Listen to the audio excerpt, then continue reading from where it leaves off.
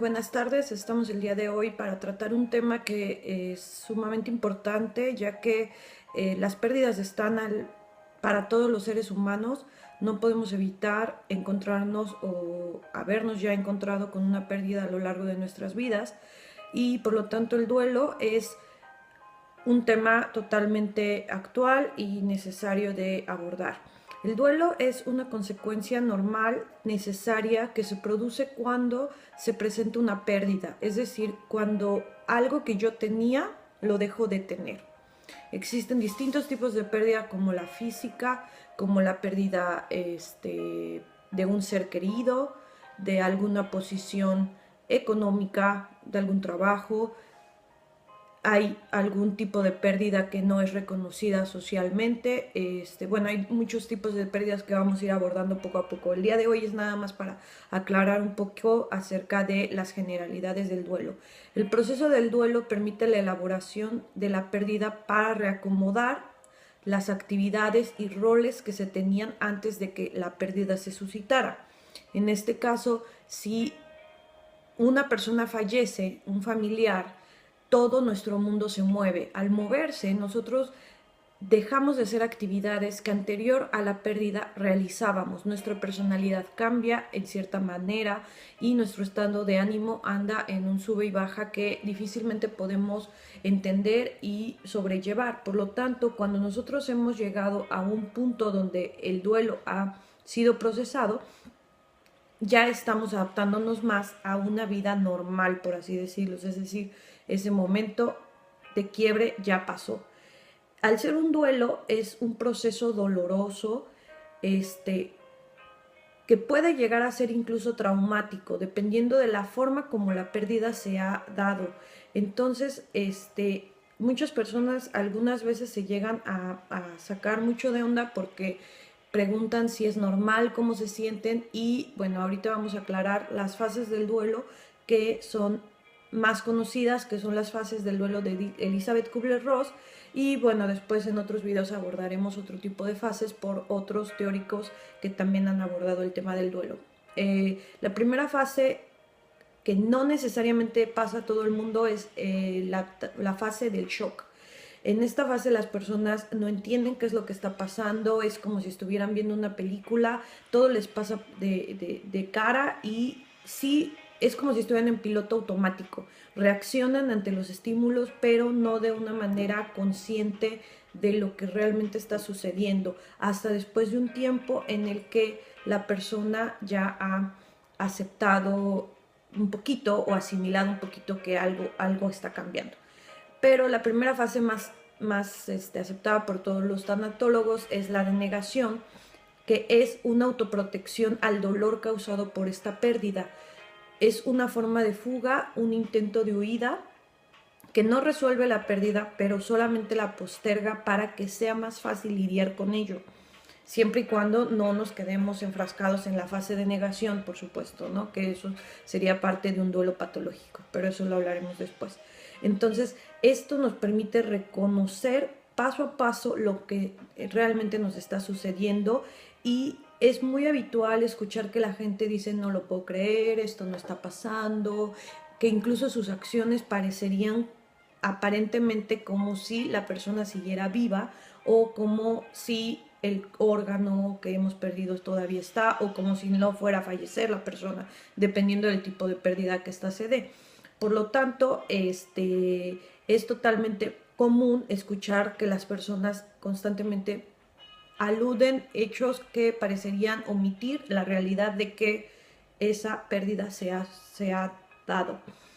La segunda fase es la ira. Cuando ya la negación no puede ser sostenida, es necesario reconocer la realidad, y ante esto las personas se enojan ante la realidad de que la pérdida se dé. Este enojo es completamente normal. Una vez más, las personas tienden a dirigirlo hacia muchas partes, generalmente hacia otros seres queridos. La rabia es una emoción que se puede ser, puede levantar otras emociones, como envidia, por ejemplo. Hay muchos pacientes que se enojan porque ellos perdieron a su padre, por ejemplo, o a su madre, y entonces cuando van con un amigo que sí tiene a sus padres, están enojados y sienten envidia porque ellos sí y yo no. Eso es completamente normal, con el paso del tiempo las personas lo van asimilando y va bajando eso. Entonces no se preocupen si están pasando por el enojo. El enojo es sano siempre y cuando no nos dañe. El enojo es una emoción básica que debemos de aprender a lidiar, no tenemos que preocuparnos siempre y cuando el enojo no sea hacia alguna persona en específico o hacia nosotros mismos. Ahí sí tenemos que estar con mucho cuidado. Por otra parte, la otra fase es la negociación. En la negociación nosotros hacemos pactos para que a cambio de algo que nosotros vamos a ofrecer se nos revierta la pérdida.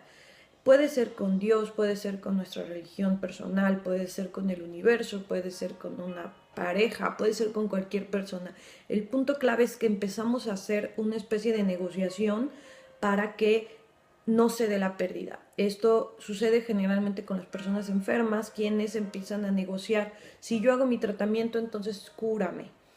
Negocian con los doctores, negocian con los psicólogos, y sirve para relacionarte con la idea del cambio. Es decir, que la negociación, a pesar de que parecería no muy sana, ayuda como a relacionarte un poco de, bueno, ya acepté que esto se está dando, pero me sigo negando tantito, pero empiezo a relacionarme con que algo está cambiando. Y entonces se prepara inconscientemente la persona ante la realidad que es que la pérdida puede llegar a ser inevitable e irreparable.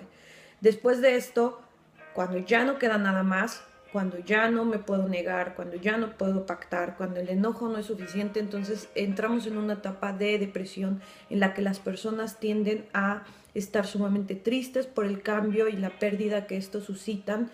Hay una carga menor de energía, la persona siente falta de voluntad, pierde el sentido de vida, sus actividades generalmente ya van cambiando de manera drástica, hay un vacío existencial, hay un sentimiento de soledad, existen ideas pesimistas, inseguridad, temores, hay angustia, ansiedad, es una gran cantidad de cosas que pasan durante esta fase, las cuales son totalmente normales, una vez más, siempre y cuando no duren demasiado tiempo.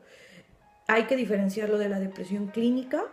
La depresión como un estado o fase es completamente normal, pero si la persona ya dura demasiado tiempo, las ideas son demasiado malas hacia sí mismo, como tratarse de dañar, yo creo que ya en ese momento los familiares o el mismo paciente debe de tomar una decisión de acudir a un psicoterapeuta, a un psiquiatra para a lo mejor una evaluación que le permita entender lo que realmente está sucediendo y dar un tratamiento. En este caso, al inicio, los primeros meses, se va a ver una baja de estado de ánimo, hay una alteración en los estados de ánimo que son completamente comprensibles y normales. Hay cambios de apetito, hay dificultades para dormir. Es muy importante que la persona coma bien porque esto puede acrecentar la depresión. Pero bueno, eso lo vamos a ir aclarando un poquito, poco a poco, cuando hablemos de la depresión en sí. Al último llegamos a la aceptación. La aceptación es simple y exclusivamente darle un significado distinto a la pérdida. Cuando ya no puedo hacer más nada que aceptar que la pérdida se dio, es un proceso de reconstrucción con la pérdida. Ya la persona o la situación ya no está, entonces empiezo a adaptarme a un cambio de vida. No es una resignación, porque la resignación es pasiva. Ahí no hay cambio, la persona sigue culpándose, deprimiéndose. No, es algo más activo, es una resignificación de mi propia vida, de mis ideas religiosas, espirituales, y permiten que yo me adapte o que la persona se adapte al cambio. Entonces, en este momento, cuando ya nos hemos adaptado a una vida después de la pérdida, entonces podremos decir que hemos llegado a la aceptación. Así de simple es la aceptación. No es sinónimo de no volver a pensar en la persona que se fue, no es volver a sentir a dolor, de vez en cuando sentiremos dolor, pero ya no es diario, ya no es constante, ya es en ciertas fechas específicas y la persona se va a sentir mucho más tranquila, va a volver a tener un sentido de vida y todo lo que perdió va a recuperarse en cuanto a lo personal, es decir, a su estado de ánimo, la felicidad, empieza a tener momentos de paz. Entonces, eso es la aceptación. Posteriormente vamos a ir explorando un poco más estos temas, pero esta es una introducción del tema del duelo. Después vamos a hablar del duelo complicado, el duelo patológico y todo lo que generalmente son dudas por parte de los dolientes. Si tienen alguna duda, no olviden dejar sus comentarios, suscríbanse al canal, si tienen alguna queja, sugerencia sobre lo que hemos tratado el día de hoy, siéntanse completamente libres de escribir lo que quieran, sigan la página de Facebook, sigan el blog, ahí van a encontrar más información y muchas gracias por escuchar este video, suscríbanse al canal, muchas gracias y hasta pronto.